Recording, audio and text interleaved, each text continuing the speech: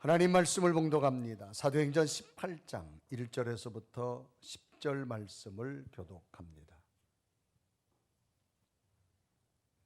그 후에 바울이 아덴을 떠나 고린도에 이르러 아굴라라는 본도에서 난 유대인 한 사람을 만나니 글라우디오가 모든 유대인을 명하여 로마에서 떠나라 한 고로 그가 그 아내 브루스길라와 함께 이달리아로부터 새로 온지라. 바울이 그들에게 감해 생업이 같음으로 함께 살며 일을 하니 그 생업은 천막을 만드는 것이더라. 안식일마다 바울이 회당에서 강론하고 유대인과 헬라인을 권면하니라. 실라와 디모데가 마게도냐로부터 내려오매 바울이 하나님의 말씀에 붙잡혀 유대인에게 예수는 그리스도라 밝히 증언하니 그들이 대적하여 비방하거늘 바울이 옷을 털면서 이르되 너희 피가 너희 머리로 돌아갈 것이요 나는 깨끗하니라. 이후에는 이방인에게로 가리라 하고 거기서 옮겨 하나님을 경외하는 디도 유스도라는 사람의 집에 들어가니 그 집은 회당 옆이라.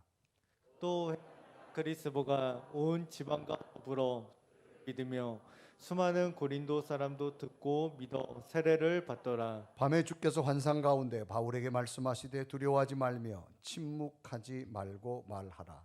내가 너와 함께 있음에 어떤 사람도 너를 대적하여 해롭게 할 자가 없을 것이니 이는 이 성 중에 내 백성이 많음이라 하시더라. 아멘. 아멘.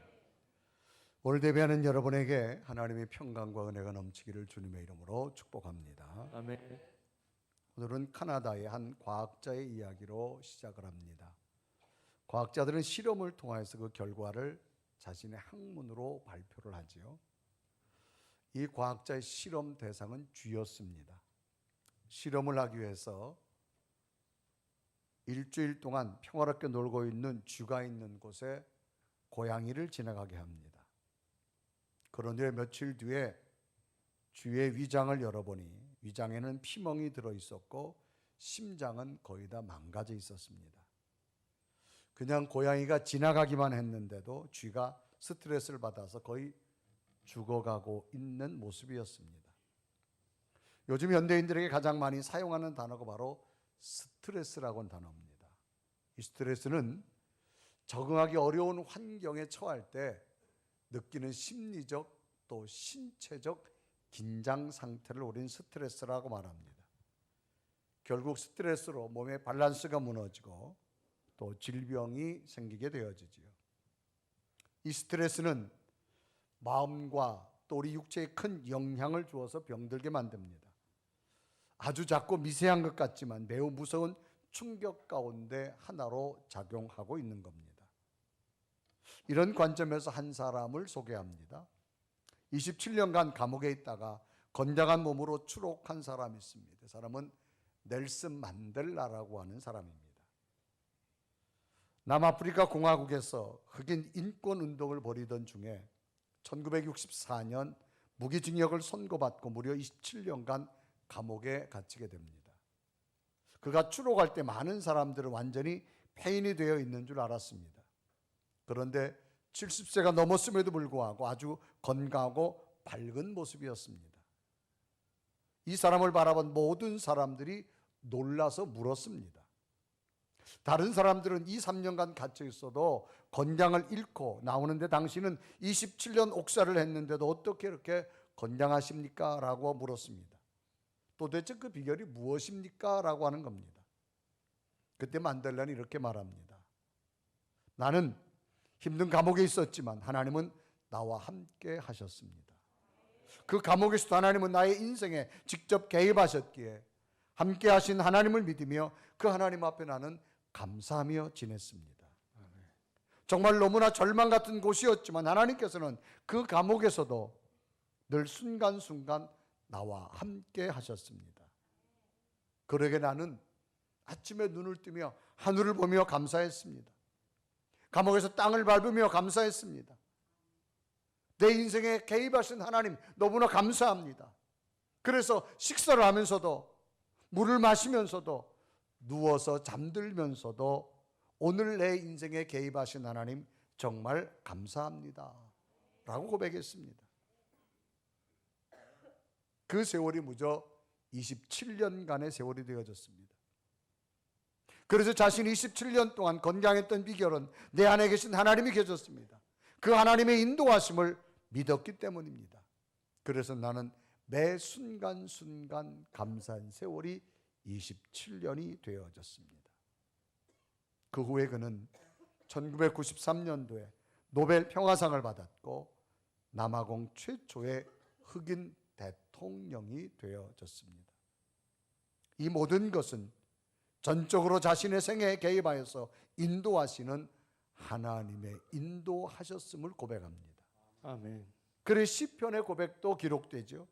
시편 37편 5절과 6절은 기록합니다. 내 길을 여호와께 맡기라. 그를 의지하면 그가 이루시고 내 의를 빛같이 나타내시며 내 공의를 정오의 빛같이 하시리로다. 아멘. 하나님을 믿고 의지하면 하나님께서 이루시고 그의 삶을 정오의 빛, 밝은 빛처럼 가장 복되게 인도하신다라고 하는 시편 저자의 고백입니다. 이런 의미에서 철저하게 자신의 생애에 하나님의 개입하심을 믿고 살아갔던 한 사람이 바로 사도 바울입니다. 이 사도 바울은 정통 유대인입니다. 당시 가말리엘이라는 학파의 아주 수제자여서 공부했습니다. 로마 시민권을 소유한 자였습니다. 오늘 말하면 특권층의 한 사람이었습니다.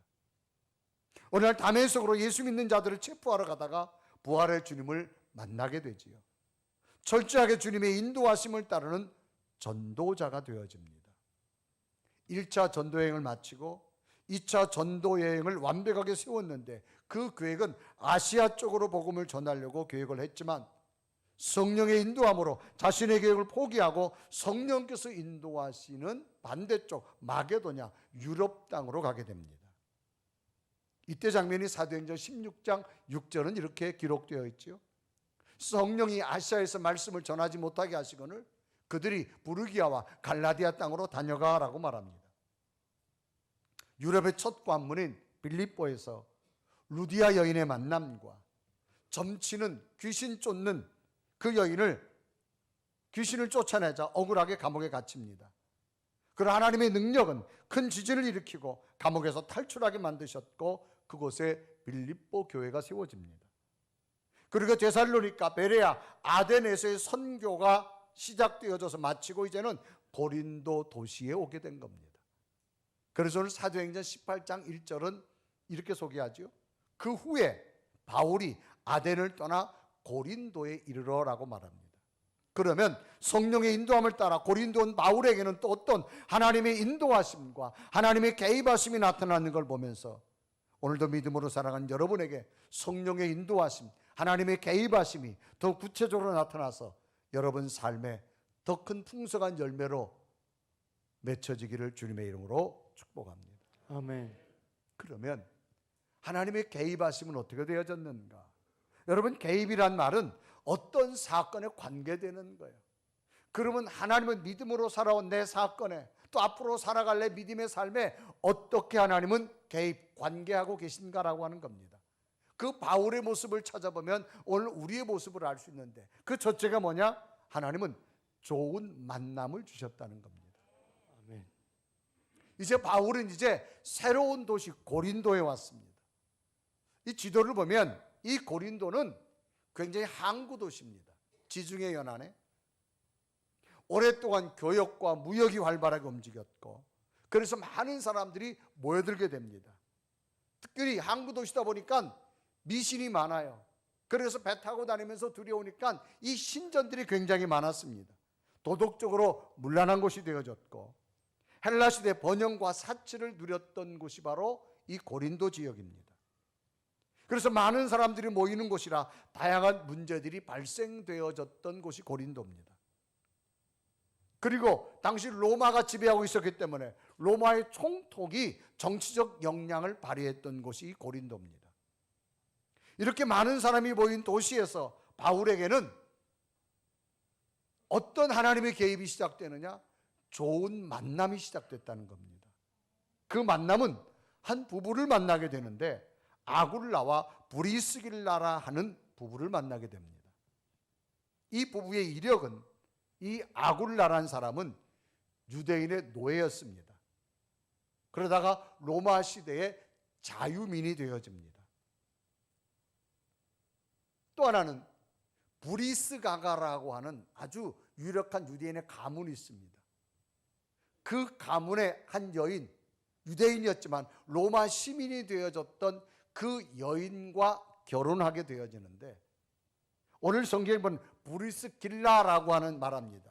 이 사람은 그 여인의 이름이 아니라 브리스가가의 어떤 거냐, 새로운 애칭입니다. 애칭이란 말은 본래 이름에 친근하고 다정하게 부를 때 쓰는 이름이 바로 애칭입니다. 그러니까 이 브리스가가는 당시 로마 출신의 귀부인이었다, 그런 의미입니다. 같은 유대인이지만 로마 시민권을 가졌던 귀부인의 모습이었다. 그래서 이 브리스가가의 귀부인이다, 그런 의미입니다. 이 부분은 로마 제국의 4대 황제인 글라우디오 황제가 AD 49년에 유대인 폭동으로 유대인 추방 명령을 내립니다. 그래서 로마에서 이제 고린도로 이주하게 됩니다. 이런 배경으로 이 고린도에서 바울은 많은 사람 가운데 특별히 이 브리스길라와 이 아굴라 부부를 만나게 되어집니다. 그래서 이때 장면이 사도행전 18장 2절은 기록하죠. 아굴라라는 본도에서 난 유대인 한 사람을 만나니 글라우디오가 모든 유대인을 명하여 로마에서 떠나라 한 거로 그 안에 브리스길라와 함께 이달리아로부터 새로 온지라 바울이 그들에게 감해라고 말합니다. 이 고린도는 많은 사람이 모이는 곳입니다. 다양한 문화가 어우러집니다. 과연 그 수많은 사람 가운데 누구를 가장 먼저 만나느냐가 참 중요합니다. 그런데 이 바울이 그곳에 가서 누굴 만나느냐? 아굴라와 브리스길라의 이 부부를 만납니다. 당시 아굴라는 천막 만드는 기술이 있었고, 이 브리스길라에게는 돈과 비즈니스의 능력이 있어서 이 고린도에서 천막 제조와 가죽 수공 공사를 하게 됩니다. 이런 때에 당시 유대인들의 법은 복음을 전한 신학도들에게는 장사하는 법을 가르쳐 줬습니다. 그래서 가는 곳마다 스스로 선교지에서 장사를 해서 선교도 하고 생업을 하게 되어집니다. 그런 규정이 있었기 때문에 바울도 이제 선교지 떠나기 전에 그런 것 중에 하나가 만드는 것이 바로 천막 만드는 일이었습니다. 그래서 바울도 전도 여행 중에 천막 만드는 일이나 가죽 제조하는 일을 하면서 생활하였다가 이 고린도에 와서 이 브리스길라와 아굴라 부부를 만나게 됩니다. 그래서 이런 상황에서 고린도 온 바울은 고린도에서 어떻게 생활할까, 어떻게 전도할까 고민하다가 극적으로 같은 기독교인을 만나게 되는데 바로 아굴라와 브리스길라 부부를 만나게 됩니다. 그래서 사도행전 18장 3절은 기록하죠. 생업이 같으므로 함께 살며 일을 하니 그 생업은 천막을 만드는 것이더라라고 말합니다. 바울은 전혀 새로운 크고 번창한 도시인 이 고린도에서 아무도 아는 사람이 없었습니다. 그런데 부부의 만남으로 말미암아 이들 부부는 바울의 선교 사역을 위해서 놀라우리만큼 헌신적으로 바울의 선교 사역을 돕고 헌신하게 됩니다. 바울이 선교하면서 힘들었던 외로움, 경제적 문제, 두려움을 함께 해결하며 또 바울의 선교 사역을 도움으로 말미암아 바울은 안식일마다 회당에서 하나님의 말씀을 전할 수가 있었다라고 기록합니다. 그래서 사도행전 18장 4절은 기록하죠. 안식일마다 바울이 회당에서 강론하고 유대인과 헬라인을 권면하니라라고 기록합니다. 그러면 이런 만남이 신앙으로 볼 때 우연히 만날 수 있게 되어졌다고 말할 수 있겠는가 그 말입니다. 그것은 아닙니다. 고린도는 굉장히 많은 사람들이 다양한 각도에서 모여드는 곳입니다. 그곳에서 아굴라와 브리스길라를 만난 것은 무엇일까?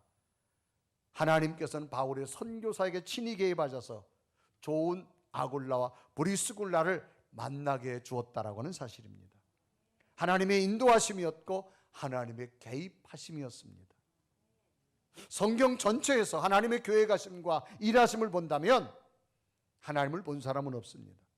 하나님께서는 언제나 사람을 통하여 일하고 계시다는 겁니다. 그 중에 하나 바로 만남의 축복입니다. 구약시대에 한 만남의 사건을 보면 모세라고 하는 사람은 구약시대에 히브리 민족을 구원한 지도자로서 빼놓을 수가 없습니다. 가장 위대한 지도자라고 말할 수 있죠. 히브리 민족이 애굽에 요셉으로 말미암아 7년에 대해 흉년 때 애굽에 가서 고센 땅에 총리 대신이 되어져서 아버지 야곱과 11명의 형제를 데리고 옵니다. 그래서 애굽 땅에서 정착해 살게 되지요. 그게 무려 약 400년, 4시대를 벌써 세대를 지나갑니다. 그러니까 이 히브리인들이 이 야곱의 12아들을 통해서 인구가 점점 늘어납니다. 애굽에서 힘든 노역의 일을 하게 되지만 갑자기 이 애굽의 바로 왕이 어떤 마음이 드느냐, 이 히브리 노예들이 너무너무 많아지고 나면 갑자기 저들이 폭동이라도 일으켜가지고 애굽을 위협하면 어떻게 할까, 그런 마음이 생겼습니다. 그래서 어떤 정책을 하느냐, 이 애굽의 바로 왕이 걱정이 생긴 거예요. 저들이 만약에 폭동을 일으켜서 우리 애굽을 위협하면 어떻게 할까. 학대도 계속하지만 그 학대에도 히브리 민족은 점점 번성합니다. 이때 장면이 출애굽기서 1장 12절은 기록하죠. 그러나 학대는 받을수록 더욱 번성하여 퍼져나가서 애굽 사람이 이스라엘 자손으로 말미암아 근심하여라고 했습니다. 근심이란 말은 해결되지 않는 일 때문에 속을 태우거나 우울한 걸 말합니다. 이제 애굽 바로 왕이 가만 보고 나니까 이제 저들이 히브리 민족의 노예처럼 일하는 건 좋은데, 집 짓고 농사 짓고 건축 현장에 나가고 집안의 모든 허드렛 일 다 하고 저건 좋은데, 놀랍게도 히브리 민족이 점점 많아지니까 걱정이 생기는 거예요. 만약에 저들이 폭동이라도 일으키면 우리 애굽은 어떻게 되어질까. 그래서 바로 왕이 명령을 내립니다. 이제 출산하는 사람을 돕는 산파들에게 너희들이 가서 히브리 민족이 사내 아이를 낳거든 죽여라, 딸은 살려둬라 라고 말합니다. 그래서 출애굽기서 1장 15절과 16절에 이루어가죠. 애굽 왕이 히브리 산파 십부라는 사람과 부하라는 사람에게 말하여 16절에 보면 이르되 너희는 히브리 여인을 위하여 해산을 도울 때 그 자리를 살펴서 아들이거든 그를 죽이고 딸이거든 살려두라라고 말합니다. 이럴 때 히브리 가정에 한 사내 아이를 낳는 가정이 있습니다. 차마 죽일 수 없었어요. 그래서 3개월 동안 숨깁니다, 집에서. 그런데 3개월이 지나고 나니까 아이가 목소리가 점점 커져요. 지나가던 애국 군대에게 발각되면 죽습니다. 그래서 할 수 없어서 이 아이를 살리려고 갈상자에다가 역청을 발라서 물이 들어오지 않게 하고 그 아이를 갈대상자에 담아서 나일 강변에 버리게 되죠. 그런데 그때 마침 어떤 일이 일어나느냐, 히브리 민족을 죽이라고 했던 애굽의 바로 왕의 딸이 나일 강변에 목욕하러 옵니다. 근데 이때는요, 애굽은 강대국이라서 왕국에 좋은 목욕 시설이 다 있었어요. 그런데도 이 나일 강변에 딸이 공주 가서 목욕을 하다가 그 떠내려오는 아이의 울음소리를 듣게 됩니다. 여러분, 공주가 목욕하다가 갑자기 풀숲에서 아이 울음소리 들으면 얼마나 놀라겠어요. 그런데 보니까 갈대상자에 아버지가 죽이라는 히브리 노예가 있는 거예요. 간단합니다. 손가락 가지고 갈대상자 꾹 누르면요, 뒤집히면 아이는 죽습니다. 그런데 그때 하나님께서는 이 바로 왕의 딸 공주의 마음에 모성애를 작동시킵니다. 아이가 너무너무 사랑스럽게 보이는 거예요. 그래서 아이를 건지잖아요. 이걸 키워야 되는데 어떻게 키워야 되느냐? 마침 그 모습을 바라보고 있던 모세의 누나 미리암이 공주에게 쫓아가지요. 공주님, 그 아이를 키우려면 젖을 줄 수 있는 유모가 필요한데 제가 소개시켜 드릴까요? 히브리 노예예요. 벌써 공주의 마음을 열어놓으신 하나님께서는 그 히브리 노예의 말을 듣습니다. 그래서 그때 유모가 소개되는데 그게 바로 모세의 친엄마 요게벳입니다.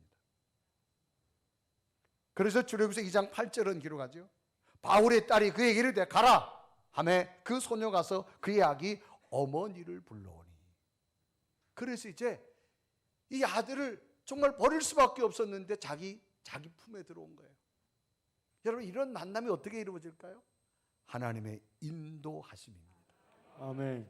그래서 이제 그 아이에게 젖을 먹이잖아요. 여러분, 죽일 수밖에 없는 들 다시 자기가 안고 젖을 먹여 살리는데 그 감동 얼마나 크겠어요. 너는 하나님의 사람이다. 너는 하나님의 사람이다. 그래서 이 모세는 이제 공주의 아들이 되어져 가지고 이름이 모세, 물에서 건졌다. 너는 물에서 건졌다는 뜻입니다. 그런데 이제 바로의 딸 공주가 자기가 채용한 유모니까 오늘날을 말하면 월급을 줘야 될 거 아니에요. 그래서 매달 월급을 주는 거예요. 그래서 모세의 엄마가 매달 월급을 받습니다. 인류 역사상 여러분, 자기 자식 젖 먹이면서 월급 받은 여자는 이 요게벳밖에 없어요. 그래서 성경은 이때 장면을 출애굽기서 2장 9절로 기록하죠. 바로의 딸이 그에게 이르되 그 아기를 데려다가 나를 위하여 젖을 먹이라. 내가 그 뭘 주리라? 삭슬 주리라. 여인의 아기를 데려다가 젖을 먹이더니 자기 자식을 여러분 이제는 우유값 걱정 안 해도 돼요. 국가에서 월급 받으면서. 이 모든 것이 왜 이렇게 됐을까요? 하나님의 인도하심입니다. 전적으로 하나님의 개입하심입니다. 결국 왕궁에서 자란 모세는 후에는 히브리 민족을 이끄는 지도자로 하나님이 세우더라는 겁니다. 모든 과정 속에 우리들이 생각을 뛰어넘는 하나님의 인도하심이 있었고 하나님의 개입하심이 있었습니다. 아멘. 이런 은혜가 여러분에게도 있었고 앞으로도 있을 겁니다. 아멘. 인터넷에 소개된 길 하나를 소개한다면 아프리카 케냐의 나이로비에 존 다우라고 하는 소년이 있었습니다. 어머니가 죽고 아버지가 심한 학대 매질로 인해서 집을 뛰쳐나와서 거지가 됩니다.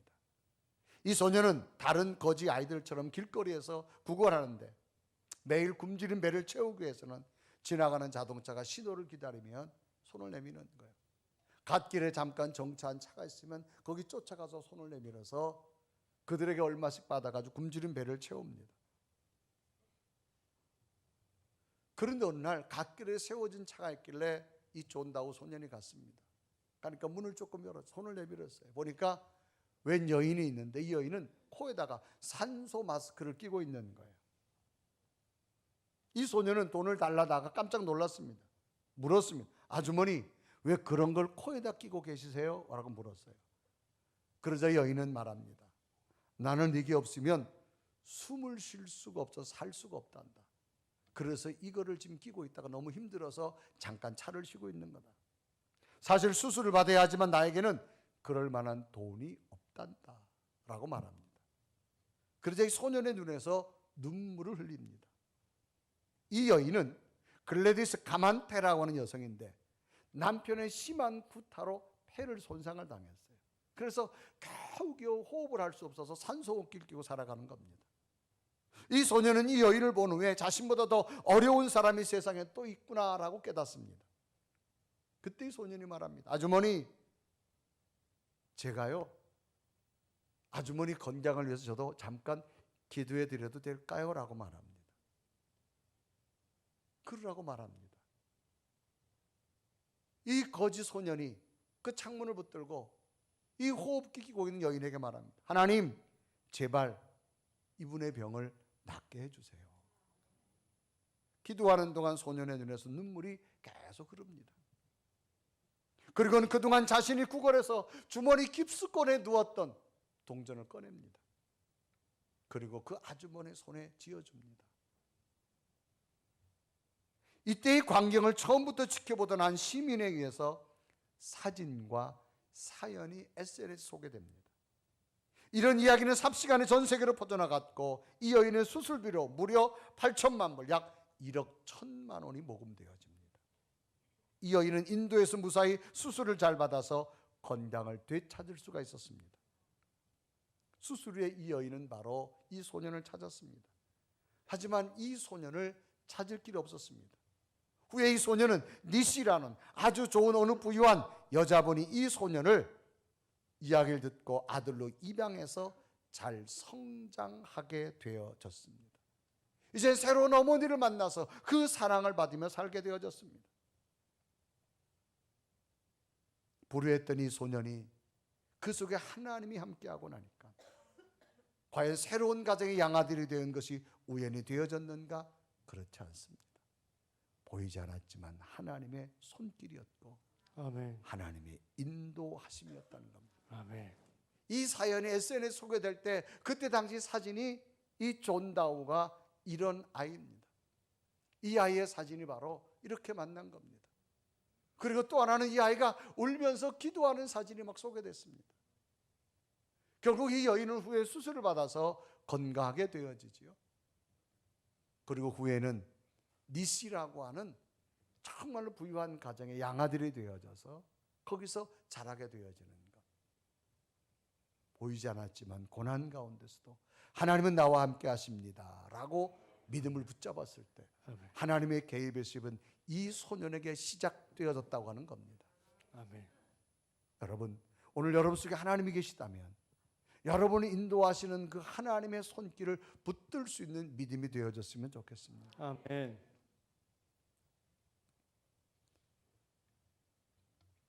이번 주에는 지방에 갔다가 목사님 한 분하고 저하고 이런 산을 가게 됐어요. 산을 가서 두 사람이 같이 사진을 찍어야 되는데 찍어줄 사람이 없어요. 그래서 마침 웬 여자분 네 분이 올라오더라고요. 여자분, 중년 여자분 네 분이 올라와서 그 목사님 가서 부탁했어요. 아주머니, 우리 사진 좀 찍어주실래요? 그러니까 그런다 하면서 네 분이 이렇게 사진을 찍었어요. 사진을 찍고 나서 그 목사님이 말했어요. 혹시 여기 네 분 교회 다니세요? 저희들은 목사들인데요. 교회 다니세요. 예수 믿어야 돼요. 라고 말을 했어요. 그런데 거기에 있던 아주머니 네 분이 똑같이 말합니다. 우리요 JWORG예요. 그러더라고. 갑자기 산에서 영어가 나오는 거예요. JWORG? 그것도 자신 있게 말하는 거예요. 그래서 얼른 쳐봤죠. JWORG. 떴더니 뭔 줄 아세요? 여호와의 증인들이었어요. 야, 자기들의 신분을 정확하게 자신 있게 말하는 거 보고 놀랐어요. 제가 분명히 저들이 목회자라 그랬는데도 JWORG래. 좀 쉽게 설명해 주지.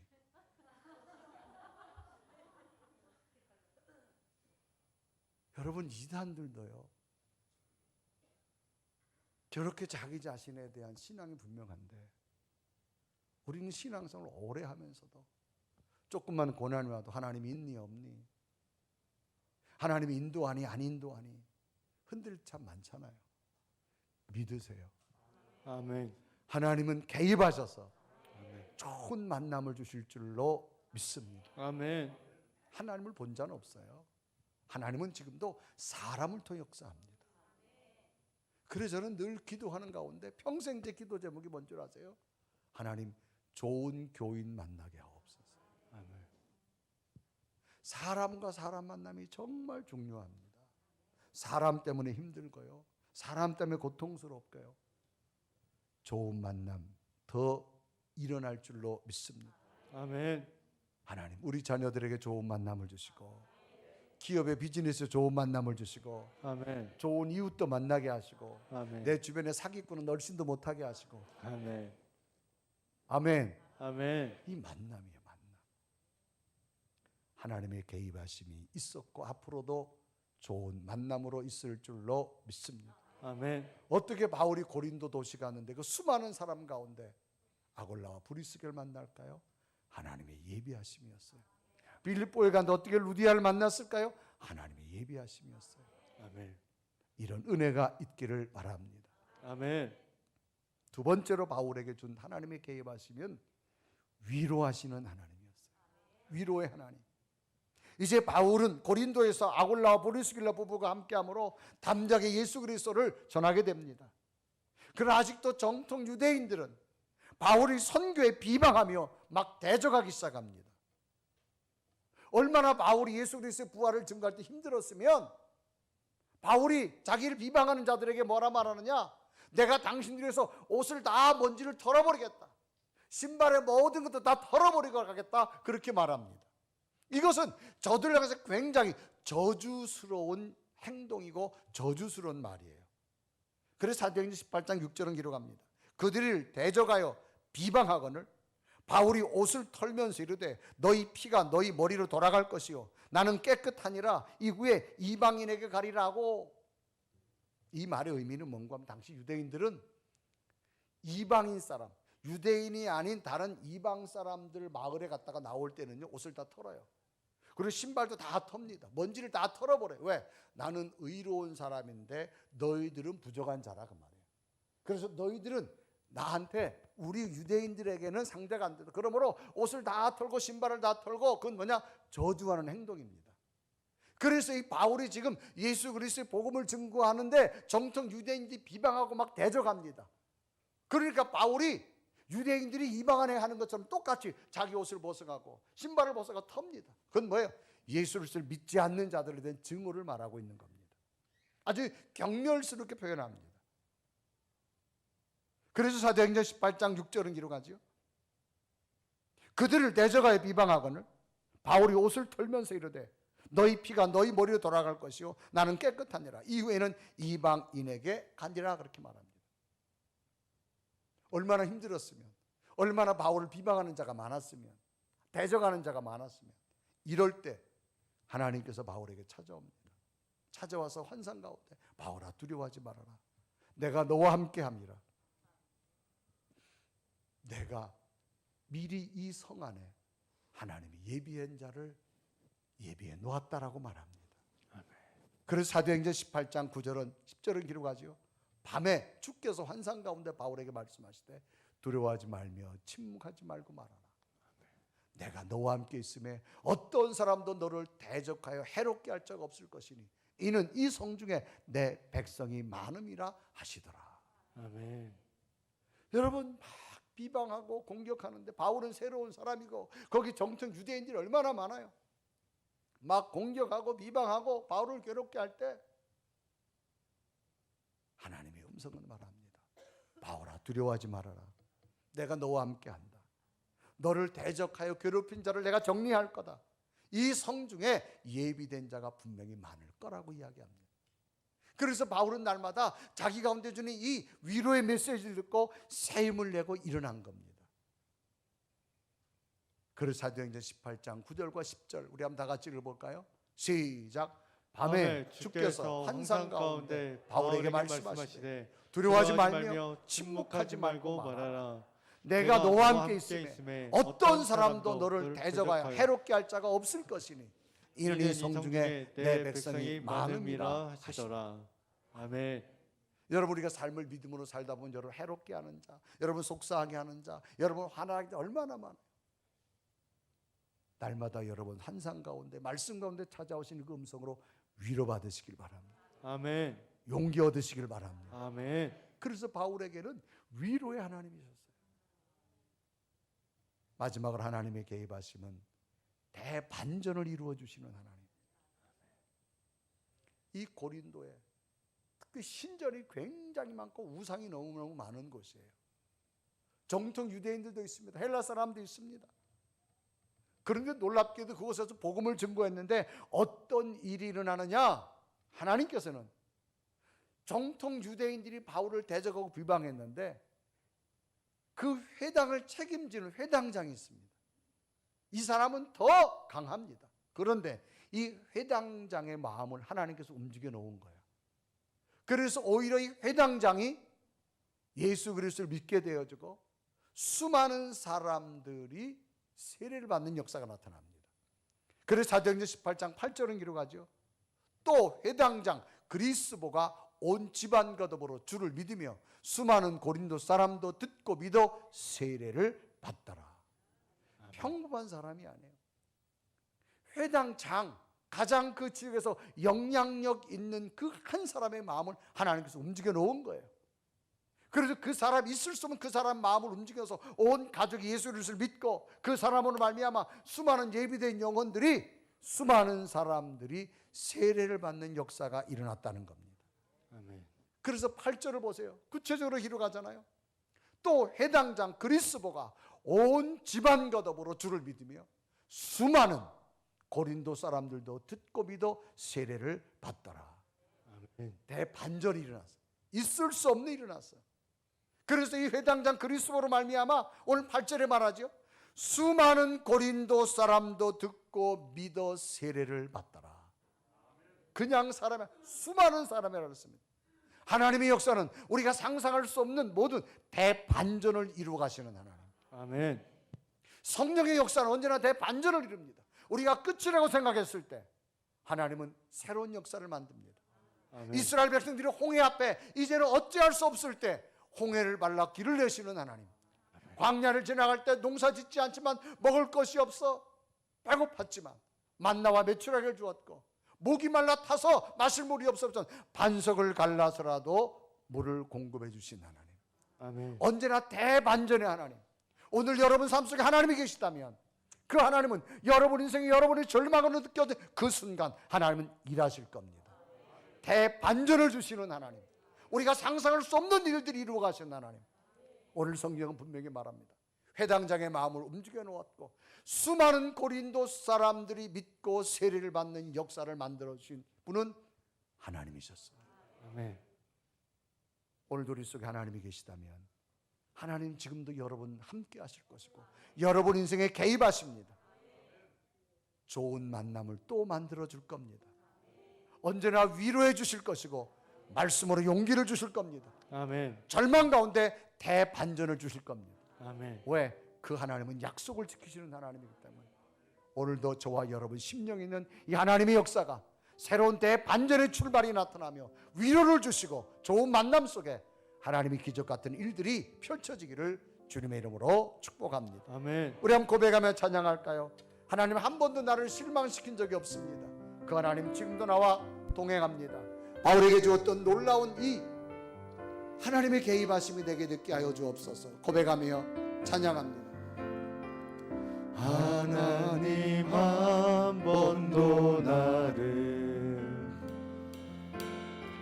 실망시킨 적 없으시고 언제나 공평과 은혜로 나를 지키셨네.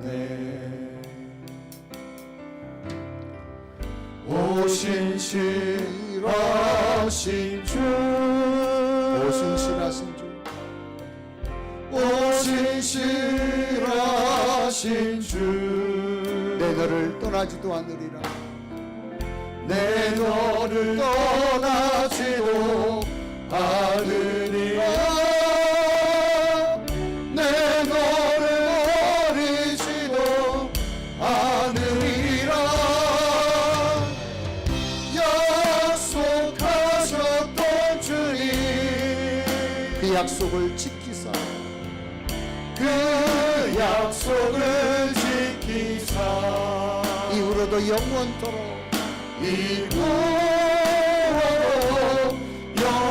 영원토록 나를 지키시리라 확신하네.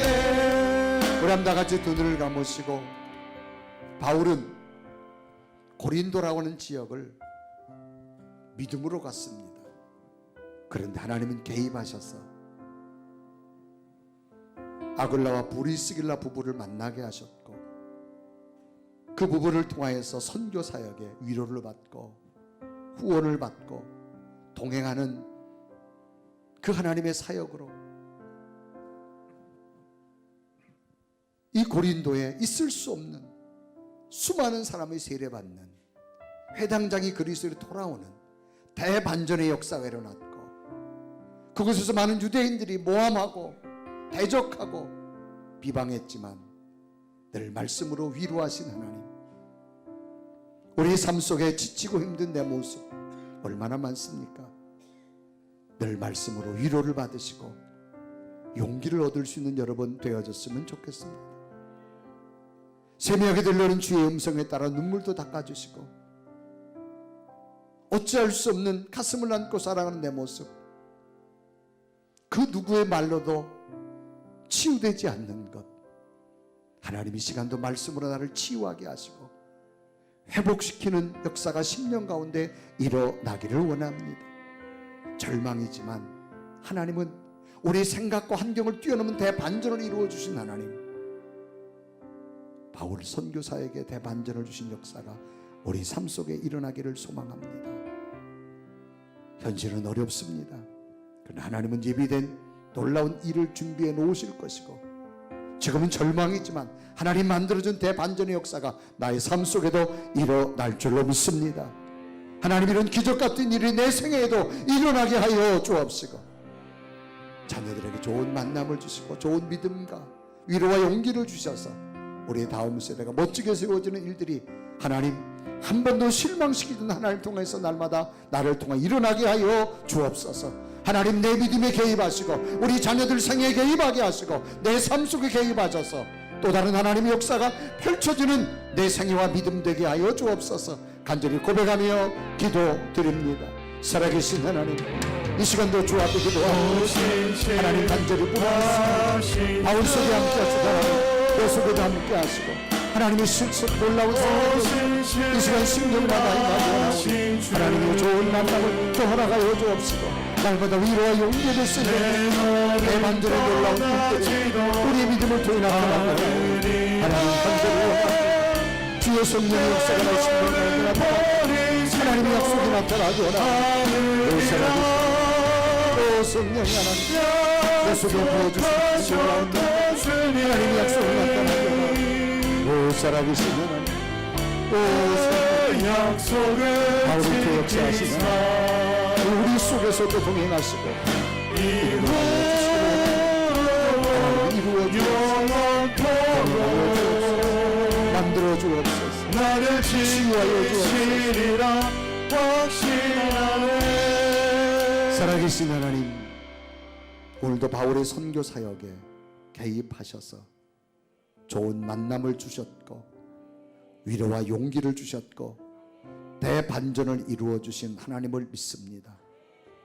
우리에게도 동일하게 성령께서 날마다 임하여 주셔서 하나님이 친히 내 인생에 개입하시고 우리 자녀들의 생애를 개입하셔서 좋은 만남을 주시고 위로와 용기를 주시고 인생의 대반전, 하나님의 기적 같은 일들이 우리의 기도 제목 가운데 일어나게 하여 주옵소서.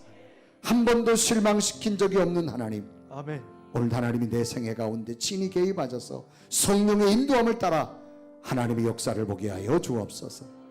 예수 그리스도의 이름으로 간절히 기도드리옵나이다. 아멘.